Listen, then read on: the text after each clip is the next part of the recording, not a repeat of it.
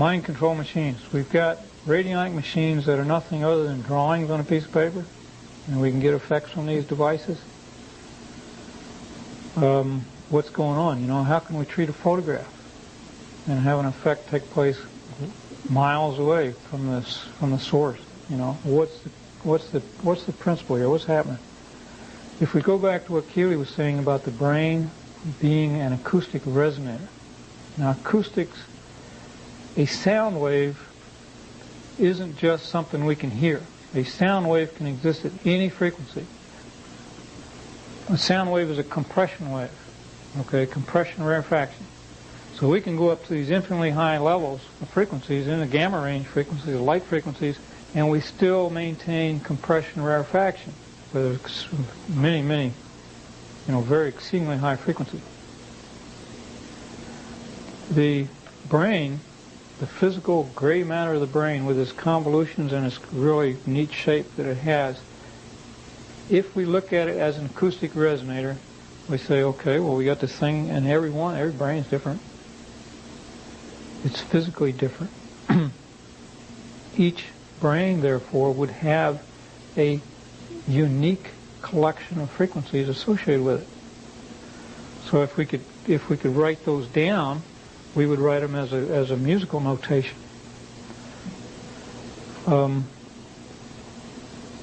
the frequency is not really that important, but we would have a unique collection of notes that this particular brain that we're looking at would resonate to and vibrate to. When we look at numbers, like if we looked at this number 16, now this is a little bit, I want to give you a little exercise here. All this is two squiggles on a piece of paper. I made one squiggle down and one that's got a curlicue on it. If we weren't previously conditioned to read this as 16, what would we see? We would see two squiggles. That's all we would see. It would mean nothing to us. Set yourself aside from your previous conditioning and look at that as a symbol. This is a symbol. When we perceive it with our minds, with our eye and into our mind's eye, certain parts of the brain are activated.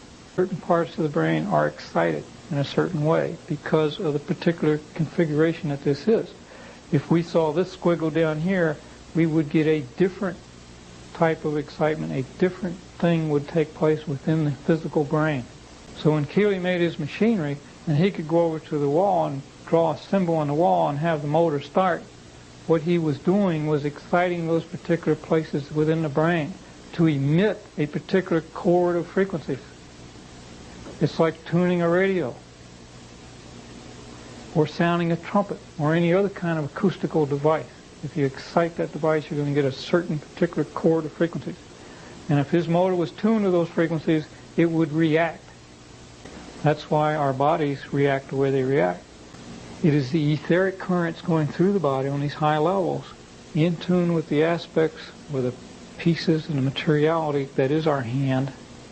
We have that sympathetic connection, so there's a sympathetic stream of vibrations going down through the materiality of your body. And if you happen to be holding a spoon just right, it will do what you want it to do. So we have this connection. There is this innate connection between the brain and the mind and the etheric currents and the materiality of the realm that we live in.